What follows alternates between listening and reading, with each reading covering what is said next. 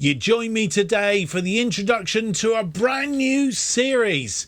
It's called Project Turnaround. What can that mean? Let's go and find out.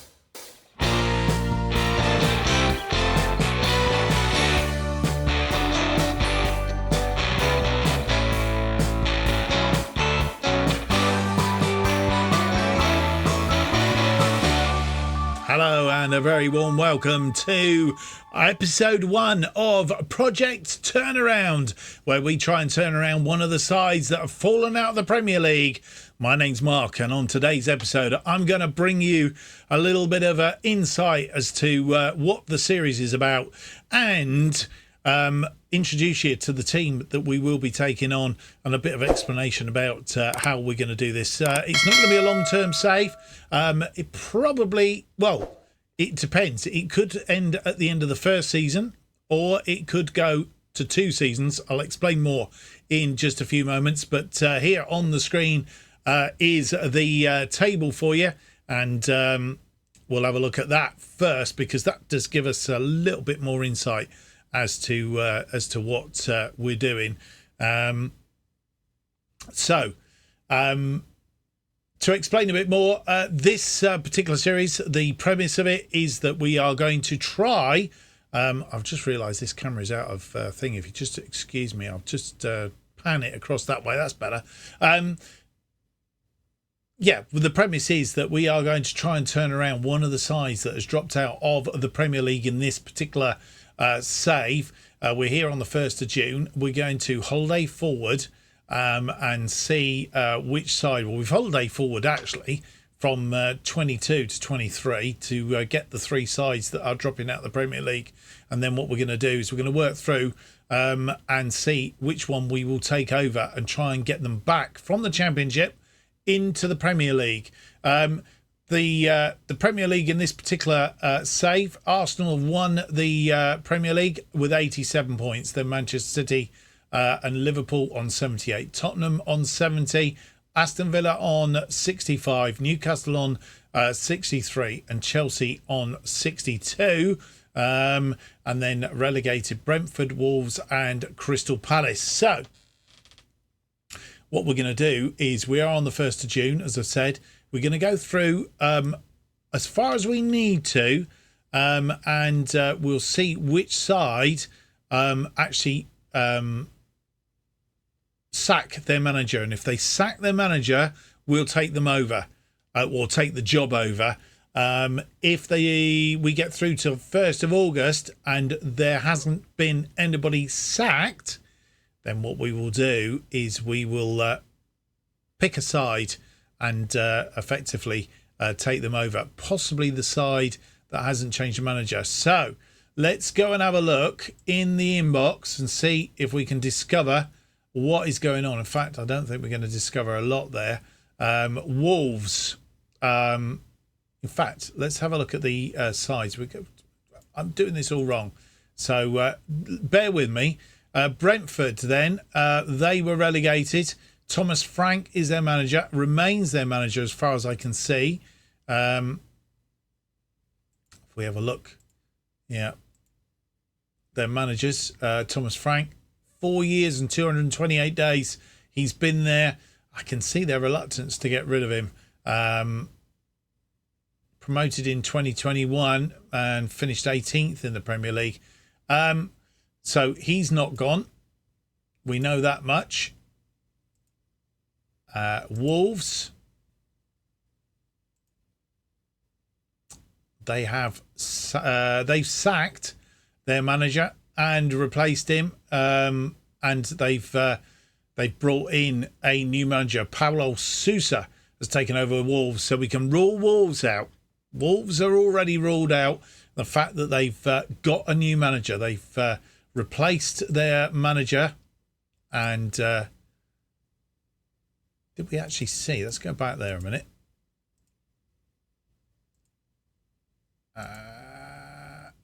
Did we see who was actually managing them before that? It was Javier Aguirre.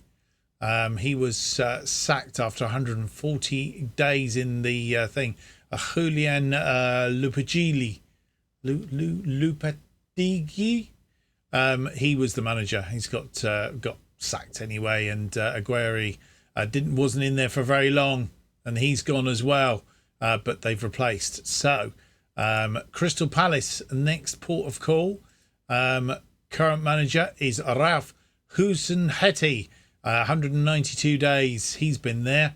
Patrick Vieira being sacked prior to that. No sign of Ralph being sacked. So nothing doing there. So nothing really happening. Wolves have replaced, so they're out of it. It's between Brentford and Crystal Palace as to who we take over and manage.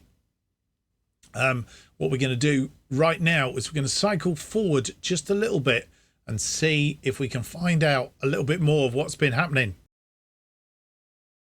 Well, we've jumped forward to the 1st of July, and what we've done is we've had a look at the job security. So we want to see if anything is likely to happen.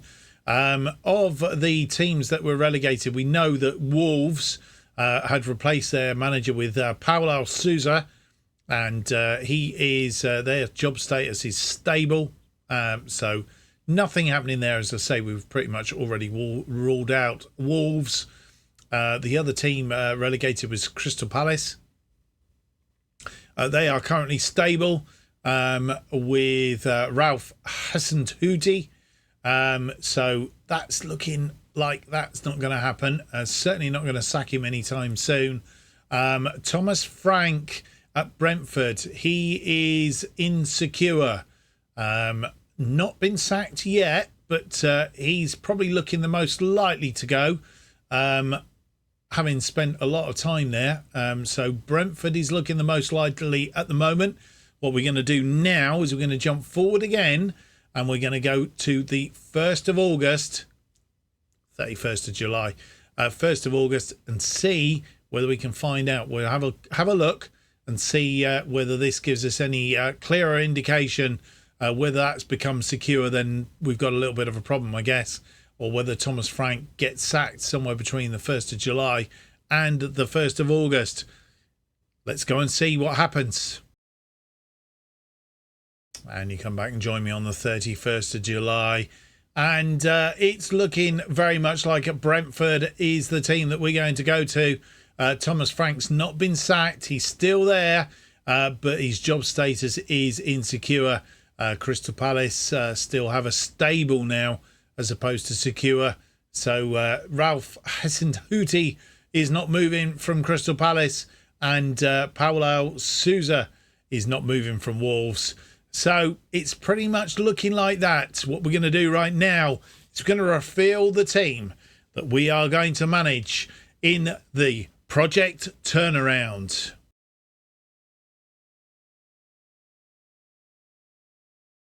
And welcome to Brentford. We have been announced as the new manager of Brentford. Brentford today confirmed the appointment of Mark Just Offside as the club's new manager. Eyebrows have been raised in the world of football at the appointment of the inexperienced 61-year-old. Have they not seen me out of the series? No. He's sure to face plenty of questions when he faces the media for the first time at the Brentford Community Stadium. Put pen to paper on a new deal worth it's a 2-year deal worth $20,500 a week. Replaces previous manager Thomas Frank. Just Offside lacks the reputation of a promotion specialist, which, given the club's current ambitions, creates an intriguing dynamic as they intend to play at a higher level. Recent reports indicate that Ivan Toney, Mbembo, Alex Scott are unhappy at the club, which is something Mark Just Offside will have to deal with as soon as possible if he is to enjoy a smooth start. Let's go and meet the team.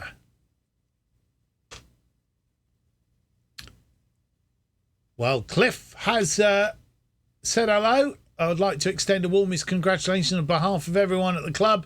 Welcome you to Brentford. We'll discuss the club's vision and objectives shortly. First and foremost, please take some time to read the club's welcome pack. Congratulations again. Right. Well, just a brief history then. The club enjoyed probably the best spell of success in the 1930s, although now enduring a 14-year barren spell, having not won a competition since 2009.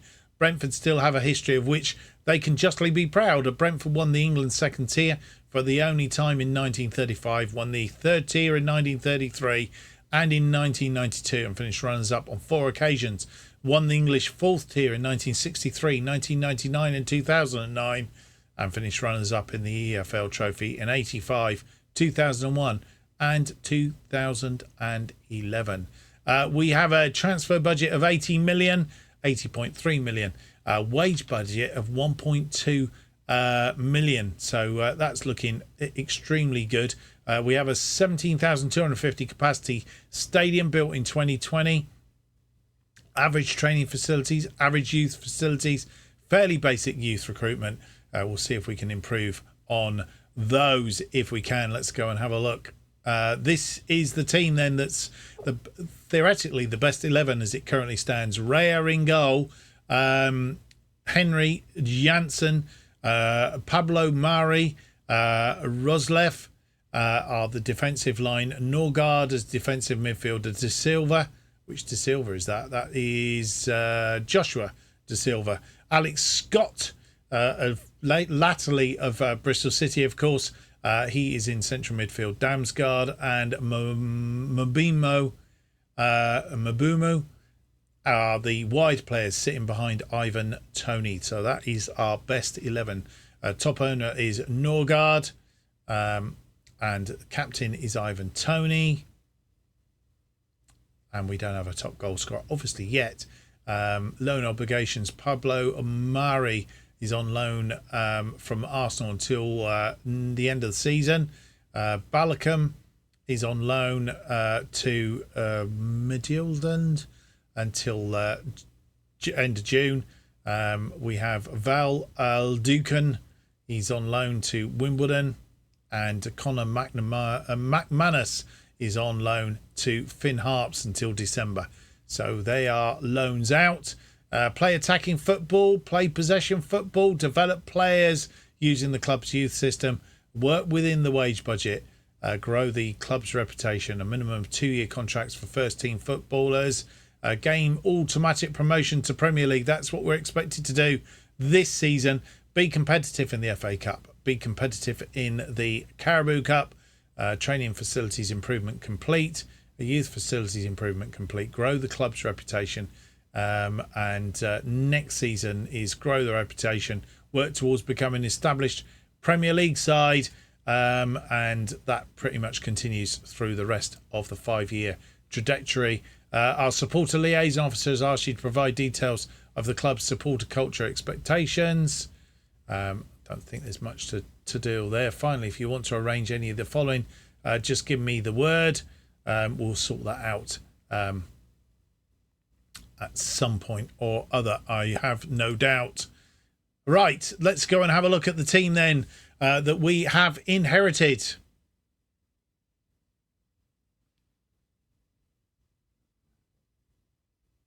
Right, before we go any further, if you do enjoy today's episode, please leave me that big thumbs up, subscribe and hit the notification button. Helps me immensely, and especially if you enjoy this new series, which we're going to run for a little while. And when we've done this one, it may well be that we do the similar sort of thing again until FM24 comes out. But there are a couple of things that I need to tell you at this point in time. This won't be a long save. The plan is not to go doing whatever, winning the league, winning the Champions League and all the rest of it. First task is to get us out of the Championship. If we don't succeed in one season, we will end the series there and we will start again.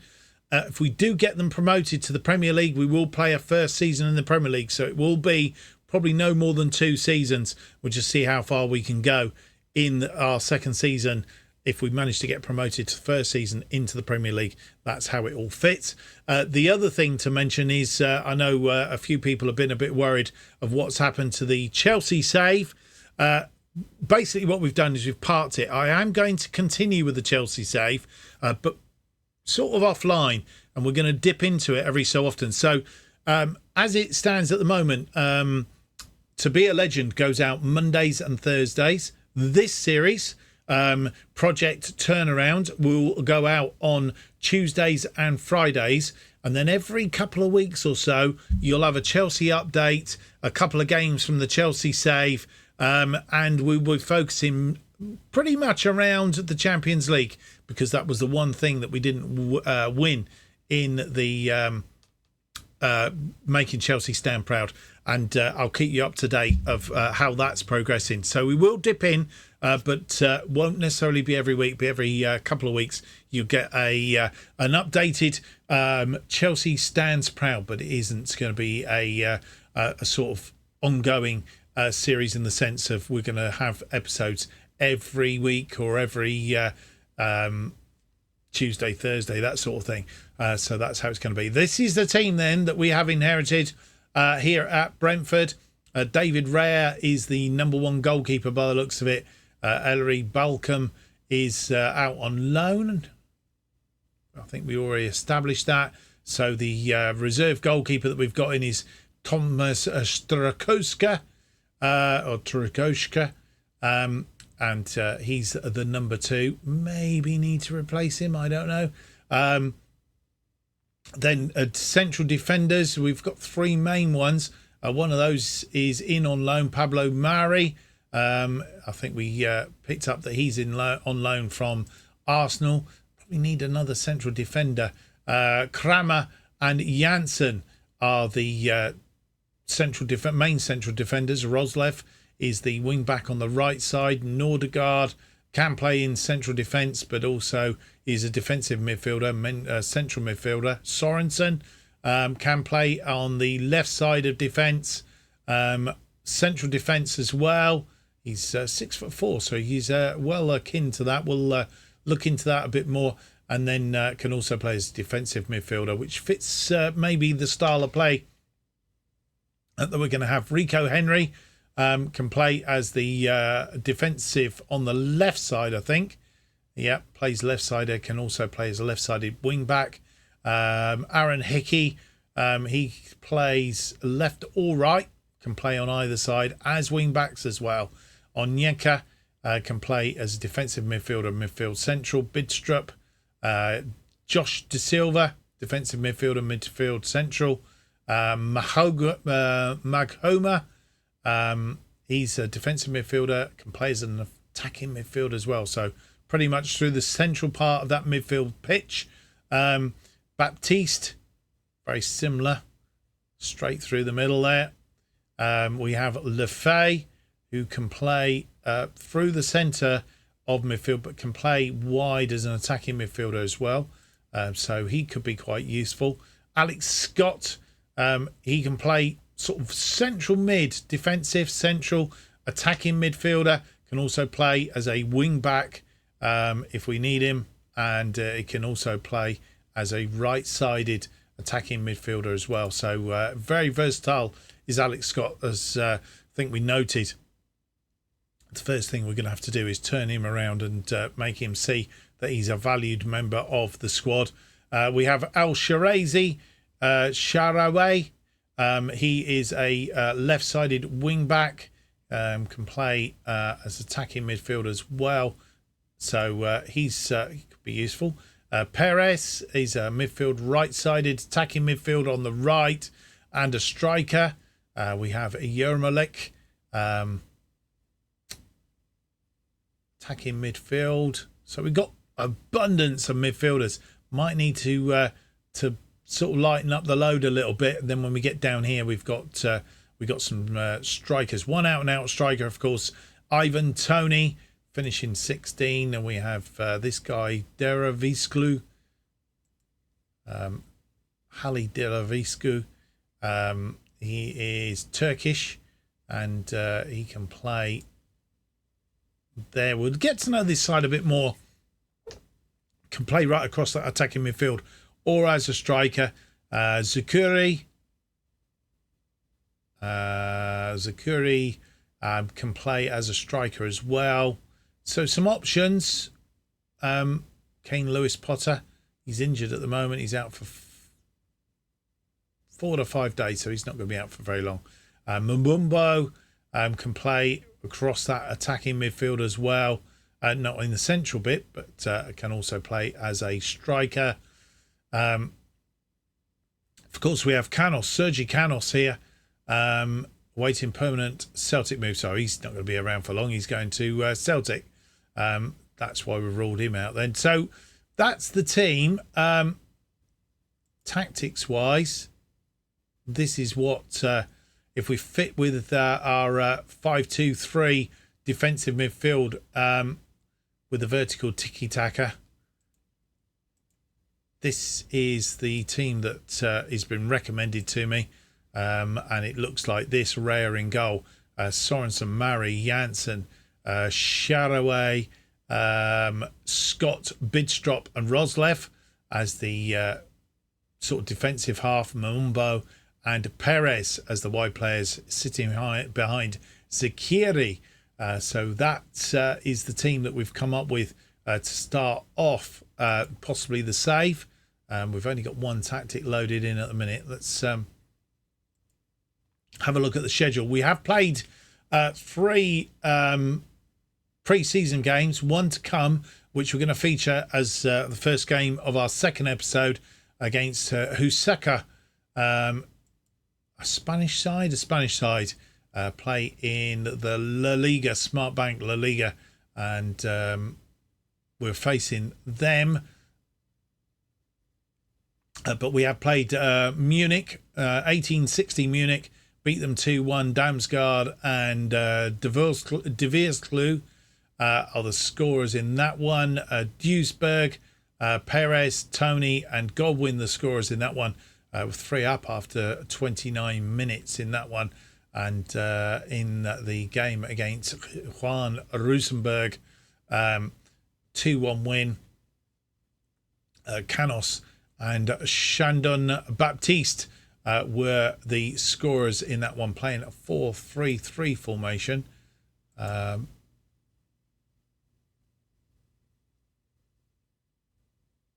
Playing with that defensive midfielder. It might be just something that we have as an option on the bench. So that's how it's looking. I think what we're going to do is we're going to go away. We're going to come back. We're going to play that friendly game. Just look at the formation, look at the team, and then we will start our championship campaign against Luton Town, and hopefully we'll have the draw for the second round of the Caribou Cup as well. So in amongst that lot. So that's how it's going to pan out. As I said, the premise of the save is that we try and turn Brentford around, get them promoted back to the Premier League. And if we do in this first season, then we will have a second season where we try and establish them in the Premier League and not bring them straight back down again. If we fail in our task to get them back up at the first attempt, then the series this particular series will end, and we will start again with a brand new series of Project Turnaround. Well, I hope you've enjoyed today's episode. If you have, don't forget to leave me that big thumbs up. It should be exciting. Subscribe and hit the notification button. Keeps you up to date with all future episodes of Project Turnaround and our other series as they are released. Best way to keep updated what's happening on this channel is to follow me on Twitter at JustOffsideToo. New episodes of Project Turnaround will be released every Tuesday and Friday, starting this week at 4:15 p.m. Thank you for watching. I hope to see you for the second episode. I nearly said the first episode. For the first episode with games in it, episode number 2. It's out on Friday. Join me for that as we see what this team can do. Till then, goodbye.